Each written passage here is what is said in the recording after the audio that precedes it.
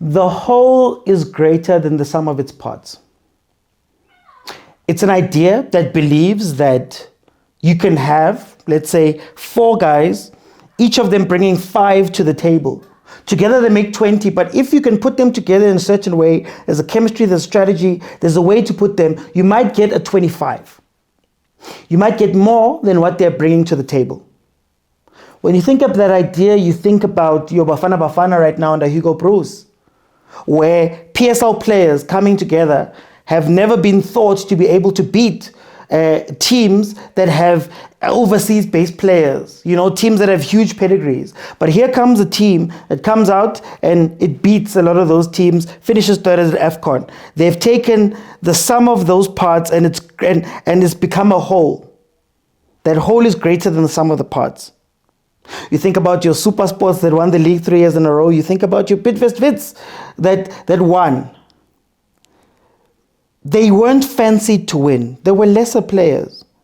But they'd come together in such a way that they were so successful. The whole was greater than the sum of its parts. And right now, I'm watching a Kaizer Chiefs team as a whole, players, coaches, management, where it's just parts. And I'd like to disagree with a lot of people that are saying that these are non-quality parts or bad people or this. I feel like we have great parts. I feel like Bobby Motaung, for example, is one of the most winningest managers we have in football.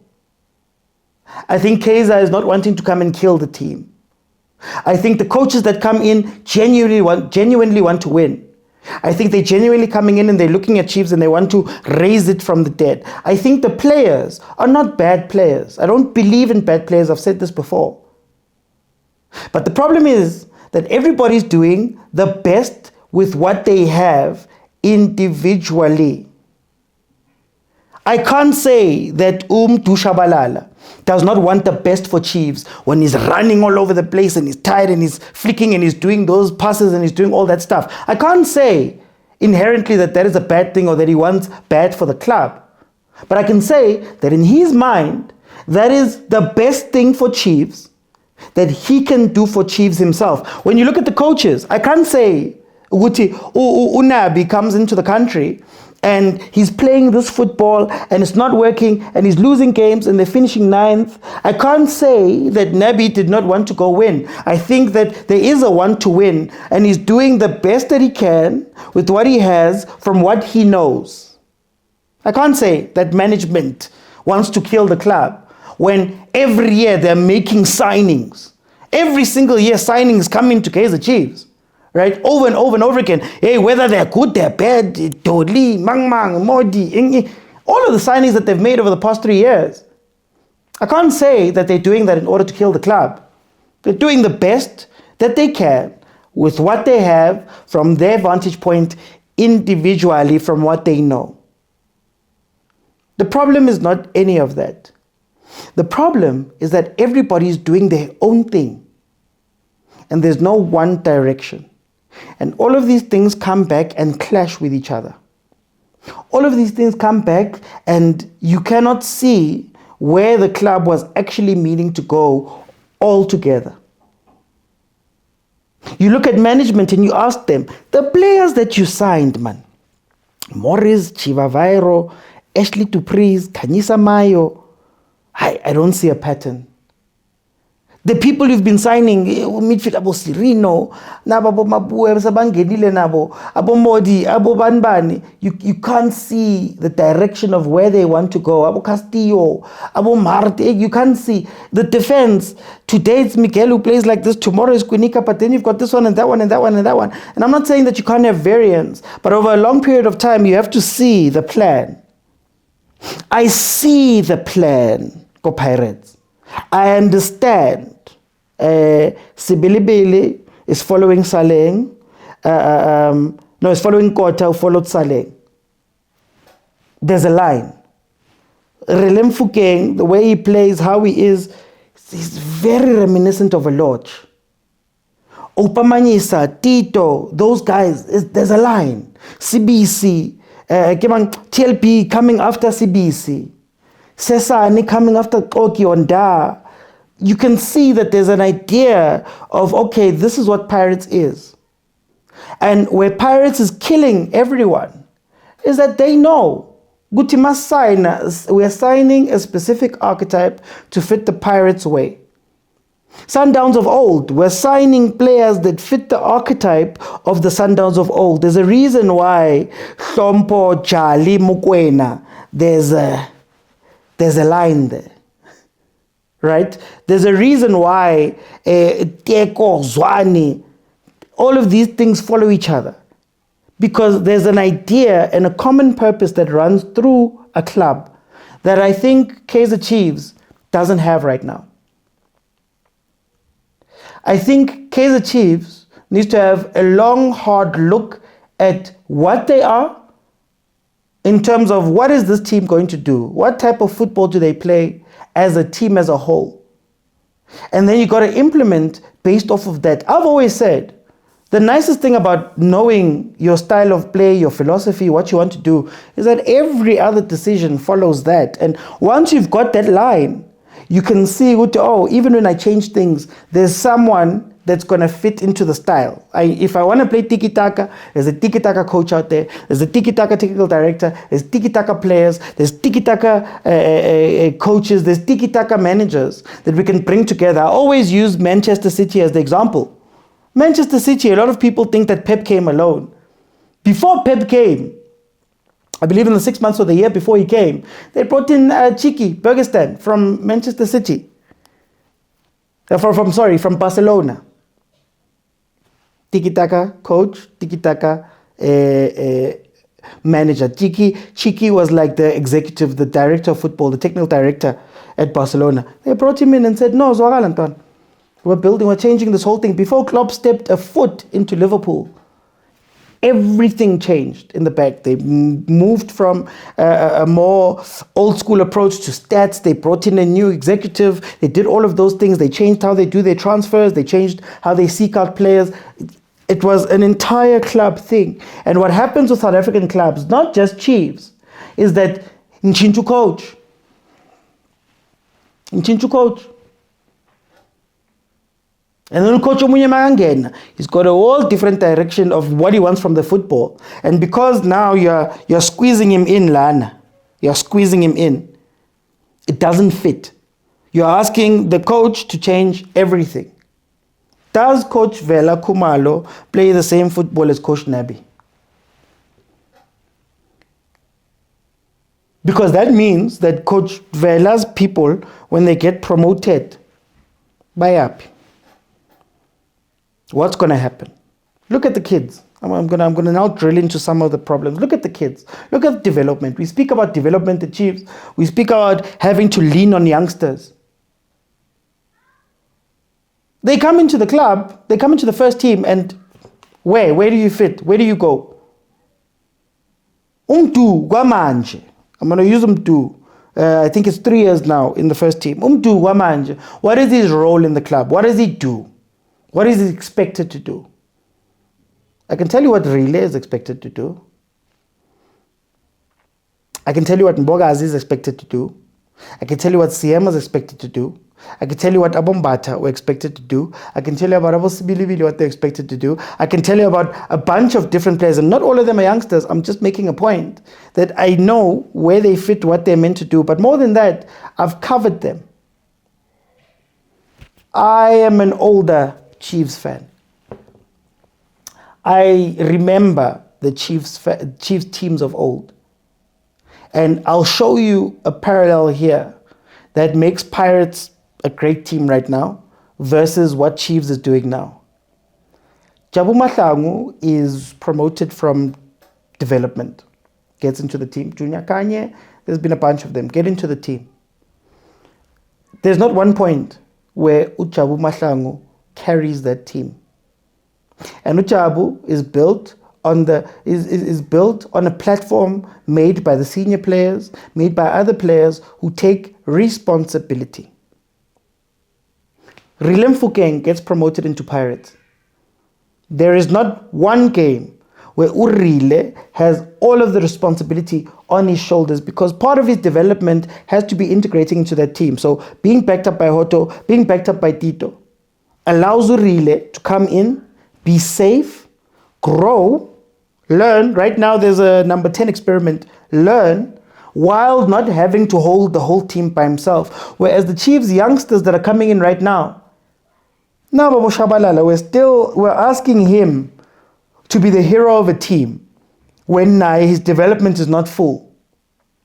We're asking Ushabalala as a youngster to come in, and we want him to now all of a sudden be able to make the right decisions, to do the right things. And because they're holding that, there's no correction that happens, and you end up, unfortunately, with a Nkosi Ngobo situation where Wamanje, we don't know what is meant to be, what is meant to do. He doesn't know what is meant to be, what is meant to do. So he's just in the wind.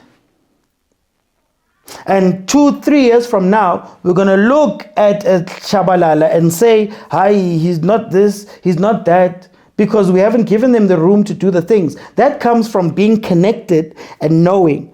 Na babo Mfundo Vilakazi, na babo Samkelo Zwane, na babo Happy Mashiane, na babo Velepa yabo Partman. What is the plan for them within the grand scheme of Kaizer Chiefs? Why were they brought in now? Will they be loaned out? I know the others were loaned out, some of the others were loaned out. But because there's no connection, coach doesn't know how to use the youngsters. Abu Sabelo Khatebe is sat on the bench. Coach doesn't know how to use those guys. Coach doesn't have a mandate to bring those guys in. Coach doesn't have a mandate to develop those players. Jose Rivero, for whatever we say, he said, I was a developmental coach first. You hear from Wadu that he's got a little bit of that development edge to him. So that means that already mang hire a low coach, I can understand that these young players are going to be safe with their transition into the first team. Was Nabi ever tasked with this development thing? Has he ever done it before? Is it something that we can trust him to do? And not to say that he's bad again. It might just not be his thing. But now those kids get hurt. What is Mfundo Vilakazi's developmental turn right now? But you see how knowing what you're doing at the top goes all the way down to the bottom. Now they've brought in SuperSport's entire developmental scouting or structure at DDC. They've practically brought it into Pirates now, which means that pipeline is going to continue going. I've spoken about Jabu Pule coming in, but even when you look at those teams, Jabu's not Jabu without Moki, let's say. Abo Junior, Abo Skara are not Boskara without Abo Yeye and those guys. Abo Yeye are not Abo Yeye without Abo Nengomasha, Nabokatan. Nabokatan no Nengomasha are not anything without Abo Tefu Mashamaite, Abo Patrick Mabedi. Those guys are not anything without the goalkeepers. Your Tumele Kunez, your Brian Balois, your Ron Fernandez's. Everything speaks to each other. But even just on the pitch, again, who speaks to who? Does Peterson, Vuma, Ntwari, do they have an influence on the defense? Does the defense have an influence on Mtetwa? Does Mtetwa have an influence on Abo Shabalala, La Papambili, Abo Sirino? Do those guys have an influence on the striker, let's say? Because what happens in a team will often be reflected on the pitch. Bunch of individuals running around, not knowing what they're doing and hoping that they'll chase at the goal. And I think Chiefs needs to be a lot more strategic, a lot more thoughtful in their planning for the next 5 years. They need to be a lot more strategic in terms of every single facet of that team. Deep surgery is needed. Deep surgery is needed. Or at the very least, a deep mindfulness of what is going on within the club. The club I knew had seamless integrations of players. The club I knew had seamless integration of youth, of coaches. This is not the club I know because everybody's just trying to solve their own problems. Another problem we have is thinking that quality. I hear this quality word a lot. Guys, you could have the best screwdriver in the world, but if you're using it as a hammer, what are you going to do? We must forget this idea that there's going to be a phantom youth player. It's going to come in and change everything, or a phantom star player that's going to be signed and is going to change everything, or a phantom coach that's going to be signed and change everything.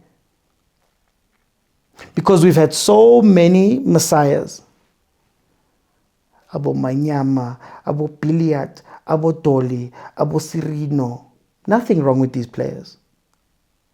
But they carry that thing. They carry Leon Tuguti. They must carry the entire team on their backs, and they play that way. Look at Mayo right now. Only a couple of games in, but you could already tell the way he's carrying himself might be an issue later on. Already he's been apologizing to people the whole time on the pitch. Still bamkwatele from Lentoga Modi. You saw what happened with Lilepo. He spent 2 minutes literally trying to shout at that guy, Lilepo, to say sorry. We need to understand. I always have a theory. Sometimes we think that players are good inherently because they're good. We think that these guys are just incredible players on their own, and we forget about the structures they come from. And that is why I believe they flop when they get to Kaizer Chiefs. Because when they get to Kaizer Chiefs, they don't have the guardrails that the other teams have built. Mamelodi Sundowns has incredible competition. You look on that bench, you look in the transfers, and Tate Motsepe is going to bring in a ton of people, or Klopp is going to bring in a ton of people that can replace you, number one. But then number two, those guys play in incredibly strict systems. You look at Sundowns. You know why Sundowns is struggling? It's not because, they've got the best players. The best players are not performing. It's because they've gone from a system that looked out for them. Aubrey, you're not a good defender. Therefore, we're going to invert you. We know you're not a pure midfielder too. You struggle there. So when you go invert, we're going to overload that place. And then when it comes to defending, Ukutsia will cover you. The example I always use. And now Aubrey looks like such a gem of a player because of a system that's built around him. So Chiefs doesn't have that. And we expect every player to be individualistic and win the games by themselves and do everything by themselves and figure things out by themselves. The best teams in the world play in systems. Mohamed Salah does not just Salah out of the blue. That Liverpool team is drilled in a system. About Manchester City, we know tiki-taka, about Pep. Then why do we feel exempt from doing that for our players? Because I feel where Chiefs is right now, you need to coach now. You need to play now. You need to tell people, Shabalala, I want you here. When the ball is there, I want you there. When the ball is here, I want you here. And when we create our chances, we're going to create our chances like this and like this and like this and like this. No more freedom. Pule modi. You run here, you run there, you run there. Because every role is done. And again, this relates to the top end. Every role I say echo. At the top, can't be signing players and coaches willy-nilly anymore. You have to have a plan now. And you have to have a strict plan. And you have to be militant with that thing. Sundowns struggling with that right now. Pirates has found their way. One plan, one voice, one idea, one implementation. I wish for the next year, just sit and think. Just sit and restructure. Just sit and change. Just sit and decide. I'm not even one that will tell Chiefs what you have to play. But once you figure out what you guys want to do, tiki-taka, helicopter football, passing, whatever, every resource, every mind, everything at Kaizer Chiefs must be focused in making that happen. If it means you change your developmental structures, you change your managers, the people that are running the day-to-days, you change your coaches, you change your players, that has to happen now. Because you can't keep freestyling this thing. We've seen the players can't be trusted to freestyle, management can't be trusted to freestyle. So hopefully they can change that. But again, to end off, I don't believe that there are bad actors at Kaizer Chiefs. And I feel like I wish we wouldn't look at them that way. You know, sometimes you can look at something and just say, you're just not for me. It's not that you are bad. You are just not for me right now. You don't fit what we're doing. Because also this energy around the club, yes, we get frustrated. Yes, we get angry. But I think the energy around the club also fuels, because there's no connection yet. There's external things that can influence what's happening. I watched the team this past weekend make changes, I think, because there was external noise. There was external noise. I watched them fire and hire and do, because there's external noise. And unfortunately, guys, we are on the outside, myself included. I'm on the outside. I don't know what happens at Kaizer Chiefs on a Monday to Thursday at 8 a.m. to 4 p.m. I don't know what happens every day. I don't know what the inside story is. So listening to me in terms of signings and coaches and all of that stuff doesn't make sense, because I need equal. Listening to fans when we're saying 1, 2, and 3, sometimes you have to have balls. Sometimes you have to be in Tate Motsepe and say, look, guys, I chose this man. I'm done chopping and changing coaches. I chose this man. I did my research. I'm giving him all of the backing. I'm restructuring everything, because this is my vision now, and he's part of my vision. Doesn't matter what you guys say. It's not going to be fancy. It's not going to be Hollywood. It's not going to be trending on Facebook. It might even have some immediate negatives. Remember how Sundowns fans treated Pitso in the beginning. But if the whole club gets into line, you reap the benefits over 3 years, over 5 years. Well, in Pitso's case, he won the league the following year. One goal, one direction, fully in that direction. Thank you guys so much for joining me. I'll see you guys on the next one.